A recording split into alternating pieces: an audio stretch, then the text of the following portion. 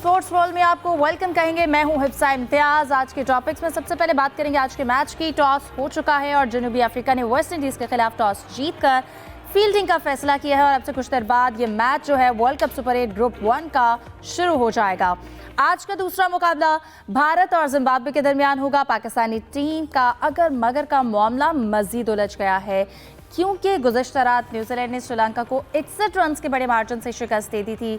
पाकिस्तान के इंग्लैंड के खिलाफ जीते हुए मैच का हारना अभी तक फैंस को बर्दाश्त नहीं हो रहा। ना हम पावर प्ले में बड़े स्कोर की ख्वाहिश और कोशिश पूरी कर सके हैं, ना हर बड़े इवेंट के इब्तदाई ग्रुप से आगे निकल सके हैं। हर बार ऑप्शंस और बड़े ऑपरेशन की आवाज़ें उठाई जाती रहती हैं। अगर मगर की सूरत हाल होती है, दूसरी टीम्स पर उम्मीदें लगाई जाती हैं। आखिरी मैच में न्यूजीलैंड ने इंग्लैंड को हरा दिया तो वो ग्रीन शर्ट्स का किस्सा खत्म होगा और इसका श्रीलंका से आखिरी मैच बस रस्मी कार्रवाई होगी। पाकिस्तान हॉकी टीम की अगर बात करें, जो कि मिस्र में उन्होंने अपने डेरे डाल दिए हैं, flying horse Samiullah selection committee के चेयरमैन बना दिए गए हैं। इन टॉपिक्स पर डिस्कशन के लिए मेरे साथ स्टूडियो में मौजूद होंगे जाहिद मकसूद साहब, मोहम्मद यूसुफ अंजुम और हमारा साथ दे रहे हैं सलीम खालिक साहब भी। आप तीनों को वेलकम कहूंगी और उम्मीद करती हूँ आप लोग खैरियत से होंगे। सलीम साहब, कहिएगा, अब से थोड़ी देर बाद अहमदाबाद में ये मैच शुरू होगा। क्या लगते हैं, टॉस जीतकर फील्डिंग का फैसला किया गया है साउथ अफ्रीका की जानिब से। अहमदाबाद की अगर हम पिच पर बात करें तो पहले बैटिंग में एवरेज स्कोर 170 प्लस रहा है। कैसा देखते हैं ये डिसीजन? देखिए, अब दोनों टीमों के पास बहुत ज़्यादा मिजाज बैटर्स मौजूद हैं और जिस तरह पिछले मैच में वेस्ट इंडीज़ के हिटमायर ने इनिंग्स खेली थी, उसके बाद तो वेस्ट इंडीज़ की टीम के लिए लोगों का बहुत ज़्यादा जोशो खरोश बढ़ चुका है। इसी तरह साउथ अफ्रीका भी अच्छा परफॉर्म करता चला आ रहा है। ये दो टीमें ऐसी हैं जिनकी फ़ैन फॉलोइंग बहुत ज़्यादा बढ़ चुकी है और अहमदाबाद में क्राउड भी बहुत आता है। आपको पता है सबसे ज़्यादा यहाँ पर गुंजाइश है क्राउड की, तो एक तगड़ा मैच होगा। लेकिन हमें क्या, हमारे लिए आज का दिन इतना इंपॉर्टेंट नहीं है। अब टॉपिक से मैं हट रहा हूँ क्योंकि ब्रेकिंग न्यूज़ आ जाती हैं तो असल इंपॉर्टेंट चीज़ें रह जाती हैं। तो बात हमारे लिए है पाकिस्तान टीम, और हमारी पाकिस्तान टीम ने जिस तरह आपने खुद अपने इंट्रो में बताया कि अगर मगर वाला चक्कर था, तो श्रीलंका के हमने ऊपर इन्हिसार किया। वो श्रीलंका जिसका अपना बेचारे का खुद नहीं पता, उससे हम कह रहे हैं कि हमारे लिए कुछ करेगा। तो श्रीलंका की टीम बुरी तरह हारी होम ग्राउंड पर और अब पाकिस्तान टीम के लिए आखिरी मैच से भी पहले पता चल जाएगा। अगर इंग्लैंड ने न्यूजीलैंड को हराया बड़े मार्जिन से, फिर पाकिस्तान के पास चांस होगा श्रीलंका वाले मैच में बड़े मार्जिन से जीत के करने का। लेकिन अब जो है हमारी निगाहें तो कल के मैच पर मरकूज़ है, लेकिन आज के मैच भी डेफिनेटली अच्छे हैं। ख़ासतौर पे जो दूसरा मैच है इंडिया और जिम्बाब्वे का, यूजुअली इस तरह के मैचों को लोग इतनी अहमियत नहीं देते। वो कहते हैं यार ऐसे ही है, हो जाएगा। लेकिन जिस तरह से जिम्बाब्वे की टीम परफॉर्म करते चले आई है और इंडिया की टीम जिस तरह हारी थी साउथ अफ्रीका से, उसके बाद इस मैच में भी बहुत ज़्यादा इंटरेस्ट डेवलप हो चुका है और अब देखते हैं क्या होता है आज। लेकिन हमें इंतज़ार बहरहाल कल का ही है ज़्यादा। सही। जाहिद साहब, आप क्या समझते हैं, अगर वेस्ट इंडीज़ क्रिकेट टीम की हम बात करें तो वो अपने ग्रुप स्टेज में भी अनबीटन रही है। अब तक उन्होंने बड़ा आउट क्लास परफॉर्म किया। लास्ट मैच उनका 254 रन का था, तो एक बड़े हाई मोराल के साथ वो मैदान में उतरेगी। प्रेशर चेज में ज़्यादा हो सकता है? देखें, वेस्ट इंडीज़ बड़ी टीमों में वो टीम शुमार की जा सकती है जिसको बड़ा ईजी लिया जा रहा था। जब ये इवेंट शुरू हुआ था, टॉप 4 में कोई जिक्र भी नहीं कर रहा था कि शायद वेस्ट इंडीज़ की टीम आए, लेकिन यहाँ पे उन्होंने अपनी परफॉर्मेंस से हर एक की तवज्जो भी खींच ली। जिम्बाब्वे ने तो नो डाउट के अपसेट मैचेस श्रीलंका को हराया, ऑस्ट्रेलिया को हराया, और वेस्ट इंडीज़ ने बहुत ही अच्छे खेल का मुजाहरा किया और पिछला मैच भी जीता है इन्होंने। और इसी तरह से जैसे साउथ अफ्रीका ने भारत को शिकस्त दी थी, तो आज का मैच इसलिए भी अहम है कि ना सिर्फ इन दोनों टीमों का मुकाबला है, बल्कि पूरी भारतीय टीम, उनकी टीम मैनेजमेंट और उनके जो फैंस हैं, उनकी नज़रें होंगी आज इस मैच पर। अगर वेस्ट इंडीज़ जीत जाता है तो यहीं पे भारत का सफ़र ख़त्म हो जाएगा, वरना सूरत हाल उनके पास चांस होगा क्योंकि जिम्बाब्वे के साथ उनका बाद में मैच है। जहाँ तक आपने टास्क का जिक्र किया, तो आप देखें ना, साउथ अफ्रीका ने पिछले मैच में चेज़ पे जाना पसंद, पहले बैटिंग पसंद की थी और उनकी विकेटें जो है जल्दी गिर गई थी, 20 पे 3 आउट हो गए थे। फिर इसके बाद उनके मिडिल ऑर्डर ने बहुत अच्छे खेल का मुजाहरा किया। डेविड मिलर, स्टब्स, ब्रेवस, उन्होंने स्कोर को जो है वो काफ़ी हद तक 180 प्लस पर अपने स्कोर को ले गए थे। और दोनों टीमों को अगर मुआवजा किया जाए तो अगर बैलेंस के हवाले से देखा जाए तो साउथ अफ्रीका की टीम काफ़ी बेहतर दिखाई देती है, बैटिंग में भी, बॉलिंग में भी, फील्डिंग में भी, और ख़ास तौर पर अपने फिटनेस के मेयार में भी। जहाँ तक वेस्ट इंडीज़ का तल्लुक़ है कि अगर ओपनिंग पे ब्रेंडन किंग के साथ शाई होप जो है बेहतरीन फॉर्म में है, जो कि उनके कप्तान भी हैं, हर मैच में ये अच्छी इनिंग्स खेलते हैं, वो बिल्कुल संभल के साथ धीरे धीरे भी अपनी जो है इनिंग्स को बिल्ड करते रहते हैं। लेकिन उसके बाद जो है शैमरून हेटमायर आ जाए और जितने भी रोमन पावल आ जाएँ तो जितने भी आते हैं वो उनके जारहाना क्रिकेट या अटैकिंग कहना चाहिए उनके ज़्यादा हैं। अगर विकेटें जल्दी गिर गई वेस्ट इंडीज़ के लिए फिर उनके लिए मसला हो गया, क्योंकि बड़ी बैलेंस साइड है। रबाडा को भी शामिल किया है, लुंगी नगेडी को भी शामिल किया है, मार्को जैनसन भी शामिल हैं जिन्होंने पिछले मैच में 4 विकेटें ली। एक इंटरेस्टिंग मैच जो है यकीनी तौर पर देखने को मिलेगा। और आपको पता है अहमदाबाद का ग्राउंड उनका बहुत बड़ा ग्राउंड है, 90+ का यहाँ पर क्राउड भी होता है। सही यूसुफ, अगर हम दोनों टीम्स के हेड टू हेड की बात करें तो ऑलमोस्ट हमें आपको लगता है कि बराबर हैं, तो आज का मैच इंडिविजुअल ब्रिलियंस से कितना जीता जा सकता है? देखें इफ्जा, अगर हेड टू हेड बात करें तो उसमें साउथ अफ्रीका की टीम को बर्तरी हासिल है। अभी तक सिर्फ जो 5 मैचेस हुए हैं, एक में वेस्ट इंडीज़ की टीम उनको हराने में कामयाब रही। वो ये मैच 2016 में आपको याद है कि हुआ था उस वक्त। ओवरऑल जो अगर देखा जाए टीम कंपोजिंग के हवाले से तो मेरे ख्याल में साउथ अफ्रीका को आज के मैच में थोड़ी सबकत हासिल है। आज का विकेट देखकर ये भी लगता है कि यहाँ पर ये जो बॉलर्स के लिए ज़्यादा फ्रेंडली होगा, ख़ासतौर पर स्पिन फ्रेंडली पिच होगा, क्योंकि आपको पता है कि वेस्ट इंडीज़ की टीम में ज़्यादातर ऐसे खिलाड़ी हैं जो स्लॉगिंग करते हैं, पावर हिटर उनके पास काफ़ी ज़्यादा है और उन्होंने इस बात का सबूत ज़िम्बाब्वे वाला मैच में भी दिया था। तो ओवरऑल लगता है कि ये जो मैच होगा दोनों टीमों के लिए कि यकसा बैलेंस की शक्ल अख्तियार करता है, क्योंकि दोनों टीमें इस वक्त फॉर्म में, अभी तक कोई मैच नहीं आ रही हैं पूरे से टूर्नामेंट में। तो आज के मैच की क्योंकि उम्मीदें बहुत सी इंडिया को भी हैं, तो उसमें शाकीन का एक जोश खरोश भी दिखाई देगा। और जिस तरह की अगर साउथ अफ्रीका की बैटिंग लाइन है तो मेरे ख्याल में उनके लिए आज के मैच में चेज़ करना ज़्यादा बेहतर रहेगा, क्योंकि जो अगर उसके मुकाबले वेस्ट इंडीज़ की बॉलिंग की बात की जाए तो सिवाय जो उनके स्पिनर हैं गणेश मोटी, उसके अलावा कोई ऐसा स्पिनर उनके पास मौजूद नहीं जो साउथ अफ्रीकन बल्लेबाजों को मुश्किलात का सामना करना पड़। जैसन होल्डर से उनको काफ़ी उम्मीदें हैं और जैसे कि शमायब जोसेफ भी उनकी टीम का हिस्सा है, तो अच्छी उनके पास एक बॉलिंग है। लेकिन अगर बैटिंग की बात की जाए तो मेरे ख्याल में बैटिंग में थोड़ी सी बर्तरी ज़्यादा साउथ अफ्रीका को हासिल होगी।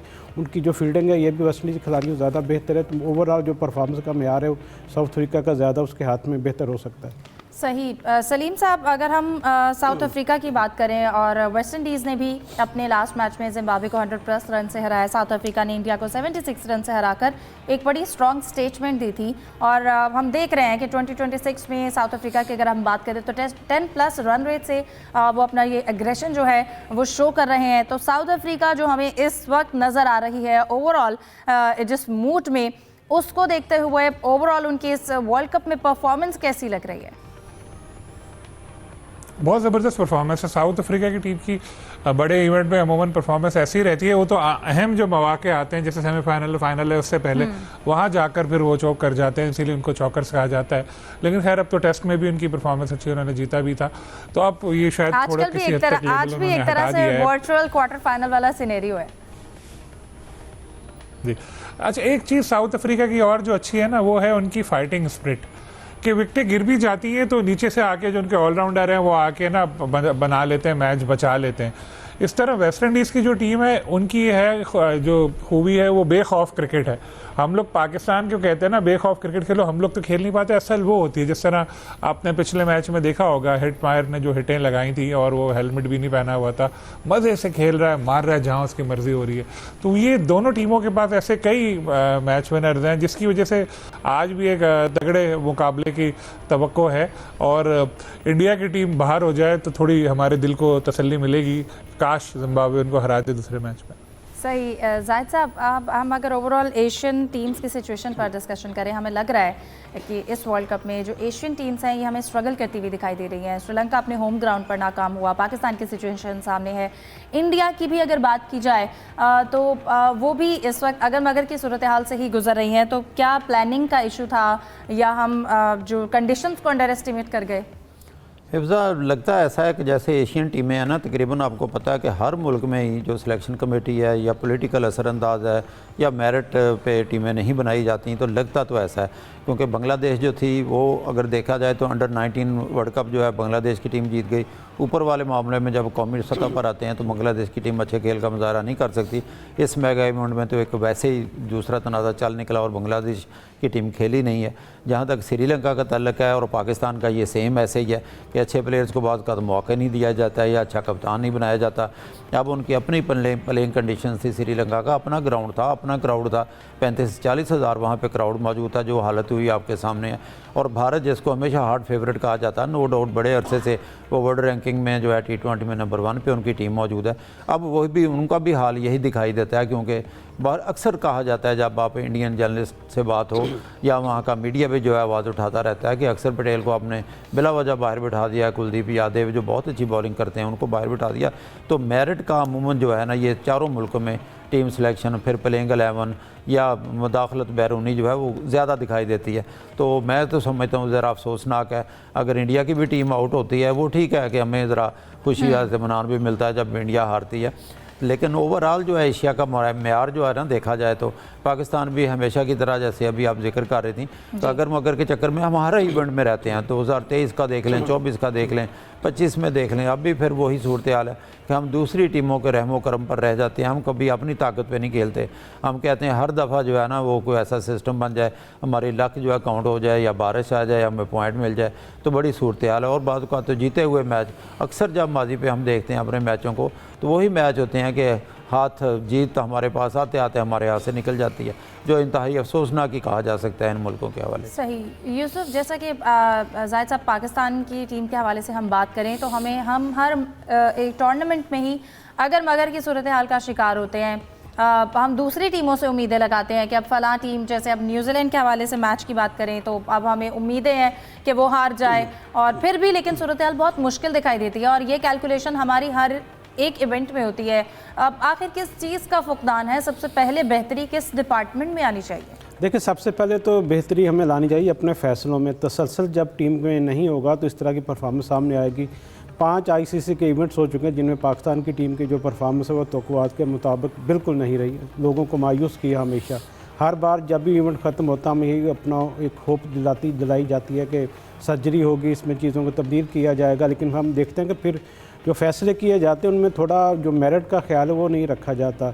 अक्सर ये देखा गया कि हम बात भी करते हैं, दुनिया की मिसालें भी देते हैं कि उनके जो प्लेयर्स होते हैं जब आउट ऑफ फॉर्म होते हैं, इंजर्ड होते हैं, तो वो डोमेस्टिक में जाकर खेलते हैं, जबकि हमारे पास तो ऐसा कोई सिस्टम नहीं है कि हमारे जो सीनियर खिलाड़ी हैं वो तो डोमेस्टिक में जाना बिल्कुल खेलना पसंद ही नहीं करते। तो जब तक आप इन चीज़ों को फॉलो अप पूरा नहीं करेंगे, प्रोसेस का हिस्सा नहीं बनाएंगे, तो उस वक्त तक इस तरह की परफॉर्मेंस हमें फ्यूचर में भी मिल सकती हैं। अभी हमें वक्त है, अभी हमें पॉलिसियों को बेहतर करने की ज़रूरत है। हर खिलाड़ी जो भी टीम से परफॉर्म नहीं करता उससे कहेंगे जाएँ आप डोमेस्टिक में जाकर खेलें, कम से कम 5 मैच खेलने की शर्त लगानी चाहिए पाकिस्तान क्रिकेट बोर्ड को कि 5 मैचों में अगर वो परफॉर्म करता है तो फिर उसको दोबारा मौका मिलना चाहिए। हमारे यहाँ जो सिलेक्शन का म्यार है उसको PSL समझ लिया गया कि PSL में जो परफॉर्म करे उसको एक दिन में हम हीरो बना देते हैं, उसको टीम का हिस्सा बना देते हैं। हमारी जो डोमेस्टिक सिस्टम है उसको बेहतर करने की ज़रूरत है। A टीमों के टूर्स को ज़्यादा करवाने की ज़रूरत है। डोमेस्टिक में जो लड़का परफॉर्म करे उसको A टीमों की तरफ से परफॉर्मेंस को कहना चाहिए कि आप डोमेस्टिक वहाँ जाकर परफॉर्मेंस दिखाएं। वहाँ से अगर फिर उसके बाद PSL आपके पास है तो PSL को तीसरे नंबर पर रखना चाहिए। हमने उसको नंबर 1 रखा हुआ मेरिट के हवाले से, सिलेक्शन के हवाले से। तो ये सारी चीज़ें हैं जिनको जब तक हम एड्रेस नहीं करेंगे उस वक्त हमारी क्रिकेट का म्यार बेहतर नहीं होगा। अब लोग बातें करते थे कि जिस तरह हमारी हॉकी का नीचे चला गया म्यार, बिल्कुल इसी तरह हम देख रहे हैं क्रिकेट के म्यार भी आए दिन ब दिन नीचे जा रहा है। तो ये चीज़ें जिन पर थोड़ा काम करने की ज़रूरत है। टैलेंट हम कहते हैं कि हमारे पास है, लेकिन हमें अच्छे फैसले करना होंगे। कप्तानी के हवाले से बारहा हमने यहाँ भी जिक्र किया कि कप्तान जो हमारा वो वीक पॉइंट है हमारा पूरे सिस्टम में T20 फॉर्मेट में, लेकिन हमने उसको कप्तान बरकरार रखा। बहुत अच्छा मौका था एक बड़े इवेंट में, उनकी ये पहली कप्तानी का उनके पास मौका था अपने आप को प्रूव करने का, लेकिन हमने देखा कि उनके फैसले बिल्कुल वैसे थे जिस पे हम पहले भी इवेंट्स में तनकीद कर चुके हैं। उनके फैसलों की वजह से हमें बहुत नुकसान पहुँचा है। बिल्कुल ऐसा ही है कि इनके हर जितने भी लोग बैठे हुए हैं वो सारे यही कहते हैं कप्तान को अपने फैसलों में बेहतरी लाने की ज़रूरत है। कोच माइक हैसन और कप्तान के दरमियान जो भी अंडरस्टैंडिंग होती है वो जो लिख कर लाते हैं पेपर पर उसी को फॉलो किया जाता है। होता यह है कि मैच की सिचुएशन के लिहाज से कप्तान को फैसले करना पड़ते हैं, उसमें कुछ तब्दीलियां भी करना पड़ती है। सिचुएशन को देखते हुए आपको फैसले बदलने की बहुत ज़रूरत होती है। सलीम साहब, हम हर इस तरह से शिकस्त के बाद सर्जरी की और ऑपरेशन की बात करते हैं, तो एक्चुअल में हमें स्ट्रक्चरल रिफॉर्म्स की कितनी ज़्यादा ज़रूरत है या सिर्फ टीम सिलेक्शन में कुछ चेंजेस होनी चाहिए? देखिए, कौन से हमारे पास ऐसे ब्रेडमैन हैं, मेलकम मार्शल हैं जो अभी टीम से बाहर बैठे हुए हैं। जो हमारा बेस्ट टैलेंट है वही खेल रहे हैं ना। पहले हम बाबर के लिए बात कर रहे थे कि बाबर को लेकर आओ, बाबर को भी लेकर आ गए, बाबर की परफॉर्मेंस भी देख ली। फ़खर के लिए बात कर रहे थे, फ़खर भी अब खेल रहे हैं। असल बात है इनको इस्तेमाल कैसे करना है। आपके पास टैलेंट तो है, आपको उनको इस्तेमाल करना नहीं आता। उस्मान तारिक कितनी अच्छी फॉर्म में है, वो विकेट लेता है, आप उसको हटा देते हैं, कभी उसको 10वें ओवर के बाद लेकर आते हैं। फिर आपको पता नहीं है कि ओपनिंग किससे करानी है। साइम अयूब मुसलसल नाकाम जा रहा है, आप उसको खिलाए जा रहे हैं एज ए ओपनर, आप कुछ चेंज नहीं कर रहे। सलमान अली आगा जो है वो एक फेस है। सलमान अली आगा को मैं शुरू से ये बोल रहा हूँ, उसको कैप्टन बनाया इसलिए कि शरीफ और सीधा साधा अच्छा बच्चा है। ऐसे हमारी जो मैनेजमेंट है उनको लोग चाहिए होते हैं, जिनको बोलेंगे कि दिन है तो बोलेंगे यस सर दिन है, बोले रात है बोलेंगे यस सर आप कह रहे तो रात है, मेरी आंखें सही नहीं है। तो ऐसे लोग चाहिए, इसलिए उनको कैप्टन बनाया। अब आप अगर गौर करें, आपने सारे मैचेस हिफ्जा टेलीविजन पे देखे होंगे, तो माइक हेसन अक्सर ग्राउंड में घुसे हुए होते हैं। जहाँ कोई वक्फा आया वो ग्राउंड में जाके कह रहे होते हैं या बाउंड्री पे खड़े हिदायत दे रहे होते हैं। सारे फैसले उनके हैं और शादाब खान भी बहुत ज़्यादा इन्वॉल्व है सिलेक्शन मैटर में और दूसरी चीज़ों में, क्योंकि दोनों के इस्लामाबाद यूनाइटेड वाला कनेक्शन जो है उनके साथ कंफर्टेबल है। सलमान भी नो डाउट होंगे, लेकिन सलमान एक फेस है। मैं फिर आपको बोल रहा हूँ कि टीम हारे तो बुरा भला बोलेंगे सब सलमान को, इसकी वजह से हारी, सबसे बुरा कप्तान है, सबसे बुरा बैट्समैन है। तो उधर माइक हेसन भी खड़े होकर हंस रहे होंगे कोने में, शादाब भी हंस रहे होंगे, थोड़ा बहुत तो बोलते हैं। बोर्ड की तरफ तो खैर कोई जाता ही नहीं है। तो ये एक चीज़ है जिसपे हमें गौर करना चाहिए कि सिर्फ कप्तान नहीं, कप्तान खुद नहीं बना, हमारी गलती थी, हमने कैप्टन बनाया उसको। ठीक है, शाहीन आफरीदी की फॉर्म अच्छी नहीं थी, लेकिन अगर आप मेरिट पे पूछें तो इस टीम का कैप्टन तो शाहीन आफरीदी होना चाहिए था। उसकी बॉलिंग में फॉर्म इतनी खास नहीं थी, लेकिन एज अ कैप्टन अगर आप देखें डिसीजन मेकिंग वगैरह वो कर सकता है। लेकिन मसला यही आता है कि शाहीन फिर किसी की सुनते नहीं। अगर होता तो फिर आगे से बोल देते नहीं सर सूरज निकला हुआ, अभी तो दिन है, आप कह रहे हो रात हो, वो बोलते जाओ तो बोलते जा रहा हूँ। वो इस तरह का बंदा इनको चाहिए नहीं, इनको तो चाहिए सीधा साधा प्यारा सा बच्चा। बिल्कुल, चीज़ों को बेहतर तरीके से सेटल करने की बहुत ज़्यादा ज़रूरत है, क्योंकि पाकिस्तानी टीम को, पाकिस्तान के इस वक्त जो रिकॉर्ड्स हैं उनको बहुत बुरी तरह से नुकसान पहुंच रहा है। डिस्कशन को जारी रखेंगे एक ब्रेक के बाद। Stay with us. है वो शुरू हो चुका है और आपको बताएं कि इस वक्त 2 खिलाड़ी भी आउट हो चुके हैं। हेटमायर जिनका बड़ा इंतज़ार भी था और लास्ट मैच में जिस तरह से उनकी इनिंग्स थी तो उनकी परफॉर्मेंस पर बड़ी नज़रें थी, लेकिन जाहिद साहब वो आउट हो चुके हैं। इस वक्त 31 स्कोर है वेस्ट इंडीज़ का, 2 खिलाड़ी आउट हो चुके हैं, शाय होप भी जा चुके हैं। वेस्ट इंडीज़ की अप्रोच कैसी लग रही है? वेस्ट इंडीज़ ने स्टार्ट ऐसे ही किया था जैसे कि आखिरी ओवर्स में खेला जाता है, और इब्तदाई ओवर में शाही होप जो उनके कैप्टन है और वैसे भरपूर फॉर्म में है, बहुत सी अच्छी इनिंग्स उन्होंने खेली हैं। उन्होंने 2 छक्के लगाए थे केशवा महाराज को, और इसके बाद इब्तदाई 3-4 ओवर्स में ही देखें एक कैच भी ड्रॉप हो चुका है, 2 विकेटें भी उनकी गिर चुकी हैं। तो एक स्टार्ट तो बहुत अच्छा था, लेकिन इसके बाद ज़ाहिर है उनके शाही होप के अलावा पहले भी हम जिक्र कर रहे थे कि सारे अटैकिंग जो है उनके जो है बैटर हैं। और हेटमायर जैसा आपने ख़ुद जिक्र किया कि पिछला मैच तो बहुत शानदार खेले थे, लेकिन आज 2 विकेटें गिरने से यकीनी तौर पर प्रेशर अब वेस्ट इंडीज़ पे आएगा। माजी का रिकॉर्ड अगर वेस्ट इंडीज़ का देखें तो जब लंबी शराकत के बाद कोई विकेट गिरती है फिर ऊपर तले इनके जो है ना वो प्रेशर बर्दाश्त भी नहीं कर सकते। लेकिन अभी क्योंकि मैच का स्टार्ट है, क्योंकि बहुत से मैचों में इस पूरे वर्ल्ड कप में भी अगर देखा जाए तो पावर प्ले कभी कभार ही शायद ऐसा गया जिसमें 60-70 रन बने और कोई आउट ना हो। हर मैच में ही तकरीबन जो है इब्तदाई 50 में 2-2, 3-3 विकेटें गिरी हैं, बाद में मिडल आर्डर ने आकर बड़ा स्कोर किया। लेकिन अभी तक देखा जाए तो मैच पे क्योंकि पहला ओवर शाही होप ने दिया था मार्को जैनसन ने महाराज को, उसमें उनको 17 रन पड़ गए। इसके बाद अगला ओवर उनको हटा दिया गया, तो फिर बाडा ने दूसरी गेंद पे अपनी विकेट ले ली थी। तो इसका वक्त तक तो पलड़ा भारी है साउथ अफ्रीका का, और जैसे ही वेस्ट इंडीज़ की विकेट गिरेगी यकीनी तौर पर भारतीय सभाओं में या भारतीय फैंस जो है वो तो यकीनन खुशी का इजहार करेंगे। इस वक्त जो है वो लोग इंडिया जो है वो साउथ अफ्रीका की जानिब से ये मैच देख रहे हैं और वेस्ट इंडीज़ की विकेट गिरने पर सलीम साहब वो बड़ा खुश हो रहे हैं।